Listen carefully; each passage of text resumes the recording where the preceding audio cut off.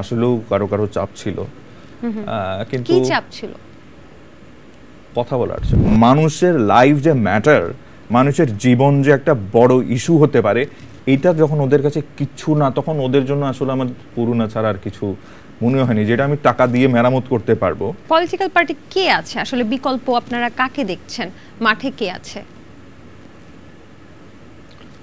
দেখুন, বিকল্প যদি থাকতো ওই পলিটিক্যাল পার্টি এতদিন সমাধান করে দিত, এতদিন কেউ পারে নাই। তো একমাত্র আমরা তখন শুনতাম যে একটা তৃতীয় শক্তির উত্থান হতে হবে। সেই তৃতীয় শক্তিটাকে, সেই তৃতীয় শক্তিটাই ছাত্ররাই, এই জেনারেশনেই দেখিয়ে দিয়েছে ওরাই তৃতীয় শক্তি। তাহলে যে গুঞ্জন ওঠা যাচ্ছে যে ছাত্ররা একটা আলাদা পার্টি বা আলাদা রাজনৈতিক দল তৈরি করবে, গুঞ্জন না, ওটা তো ওরা বলছেই ওরা করবে না, তারা এখনো কিন্তু সেভাবে কোনো কিছু ক্লিয়ার করেনি। বলেছে যে আমরা জানাবো, যদি এরকম প্রয়োজন হয় অবশ্যই আমরা জানাবো, আমরা দেশ রক্ষার্থের স্বার্থে যে কোনো কাজ করতে রাজি আছি। তো যদি তৃতীয় কোনো পক্ষ দাঁড়ায় এবং সেখানে যদি যোগ্য তরুণ সমাজদেরকে নিয়ে দাঁড়ানো হয়, তাহলে কি সেটাকে আপনি সাপোর্ট করবেন বা সানন্দে গ্রহণ করবেন কিনা? আমাদের দেশে যে সকল পার্টিগুলো আছে তাদের অবস্থা, তাদের কার্যকলাপ তো আমরা দেখেছি। হ্যাঁ, তো একটা প্রপার ঠিকঠাক নতুন আইডিওলজি নিয়ে নতুন একটা পার্টি হোক, এটা আমার মনে হয় সবাই চায়। এবং যেহেতু এত বড় একটা মুভমেন্টের মাধ্যমে ওদের একটা অলিখিত একটা স্ট্রাকচার তৈরি হয়ে গেছে, ওটাকে যদি ওরা অর্গানাইজড করে তাহলে মনে হয় যে প্রপার একটা পার্টি দাঁড় করাতে ওরা সক্ষম হবে। সেই পথে যদি এগিয়ে যায় আমি মনে হয় এটা দেশের জন্য ভালো। আচ্ছা, এই যে আপনি আন্দোলনে রাজপথে ছিলেন এবং বললেন যে একটা গণ অভ্যুত্থান আপনি দেখে এসেছেন, আফটার আন্দোলন বা একদম শেষের দিকে আমরা দেখেছি যে অনেক রাজনৈতিক দল দাবি করেছে যে আমাদের যদি হাত না থাকতো বা আমরা যদি সাথে না থাকতাম তাহলে এটা এই আন্দোলনে সফল হওয়া কোনোভাবেই সম্ভব না। এ ব্যাপারে আপনি কি একমত? ওনারা কত কিছু বলবে, যদি পারতো তো 15 বছর আগেই দেখাইতো। এখন বেসিক্যালি ওই ছাত্রদের কৃতিত্বটা দিতে হবে ছাত্রদেরকেই।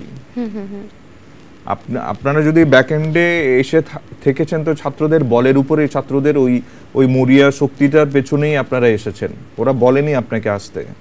আচ্ছা, আপনারা ওদের এগিয়ে যাওয়ার শক্তিটার পাশে থেকে, মানে পাশে, আমি জানি না ওরা ছিল কিনা, আদৌ কেউ ছিল কিনা। ছাত্রদের সাথে যদি সাধারণ মানুষের আবেগ, ইমোশন যদি না মিশতো, এটা কখনোই সফল হতো না। এটা অনেক বছরের একটা পুঞ্জীভূত ক্ষোভ একসাথে উগড়ে দিয়েছে এই চান্সে মানুষ। একটু আপনার সাথে এখন মুক্ত আলোচনা করব। অভিনয় শিল্পী বা যাদেরকে আমরা আইডল মানি তাদেরকে নিয়ে কিন্তু এই ছাত্র আন্দোলনে অনেক বেশি তারা ভূমিকা রেখেছে এবং তাদেরকে নিয়ে অনেক কথাও শোনা যাচ্ছে, অনেক কন্ট্রোভার্সি শোনা যাচ্ছে। যেমন আপনি বলছিলেন যে আপনি 17 জুলাই সম্ভবত, আমি যদি ভুল না করে থাকি, তাই না? 17 জুলাই থেকে আপনি রাজপথে আছেন। আমি প্রত্যেকদিন রাজপথে ছিলাম না, মাঝে মাঝে এসেছেন, কিন্তু আমাদের মধ্যে অনেক শিল্পী ছিল যারা প্রতিদিন রাজপথে ছিল। অনেকের আমি অনেকের নাম ধরে বলতে পারি। আমাদের একজন ডিরেক্টর আছে সৈয়দ শাকিল, উনি পায়ে বুলেট বিদ্ধ হয়েছেন, এখনো চিকিৎসা নিচ্ছেন। শাকিল ভাই প্রতিদিন ছিল, উনি 18 তারিখ থেকে প্রতিদিন ছিল। ওনাকে নিয়ে কোথাও বলা হয় নাই, কেউ বলছেও না, বাট আমি বলছি উনি প্রতিদিন ছিল। আরও অনেকেই ছিলেন প্রত্যেকদিন, অনেক স্ক্রিপ্ট রাইটার, অনেক ডিরেক্টর তাদের স্ব এলাকায় আশেপাশে প্রত্যেক দিনই ছিলেন। অনেকেই হয়তোবা ক্ষমতার এত কাছাকাছি ছিল, ওরা হয়তো নামতে লজ্জাবোধ করছিল বা কুণ্ঠাবোধ করছিল, হয়তোবা আসলেও কারো কারো চাপ ছিল। কিন্তু কি চাপ ছিল? কথা বলার চাপ। আমরা তো এখন বাক স্বাধীনতা পেয়েছি, তো অনেক কিছুই আসলে আলোচনার মাধ্যমে আমরা জানতে চাইতেই পারি, তাই তো? আচ্ছা, সেক্ষেত্রে এই যে অনেক আর্টিস্ট আছে যারা হচ্ছে প্রথম নামেনি বা শেষ পর্যন্তও নামেনি, কিন্তু তাদেরকে বিভিন্নভাবে বলা হয়েছে যে আপনারা নামেন, কেন নামছেন না, তাদেরকে নিয়ে ট্রোল করছে এখন পর্যন্ত দেখা যাচ্ছে। এটা কি আসলে ঠিক হচ্ছে নাকি বেঠিক হচ্ছে, আপনার কি মনে হয়? যেমন আমি আপনাকে কিছু নামও বলতে পারি, সাকিব আল হাসান, তারপরে হচ্ছে মাশরাফি এবং নায়ক ফেরদৌস। ফেরদৌস ভাই সরাসরি পার্টি করতো, ফেরদৌস ভাই সরাসরি পার্টি করতো। উনি আওয়ামী লীগের থেকে এমপিও হয়েছেন, উনি ওনার দলের বিরুদ্ধে যাননি। আচ্ছা, এই কথাটা উনি বলতেই পারেন। সাকিব আল হাসান সরাসরি পার্টি করেছে, যেহেতু আওয়ামী লীগের পক্ষ থেকে নমিনেশন এমপি হয়েছে। মাশরাফি সরাসরি পার্টি করতো। ওর যদি ওই রকম গার্ডস থাকতো আমি আমার পার্টির সিদ্ধান্ত মানি না, গভর্নমেন্টের সিদ্ধান্ত মানি না, আমি ছাত্রদের পক্ষে আছি, ওই রকম গার্ডস দেখানোর মতো কাউকে দেখি নাই আমরা।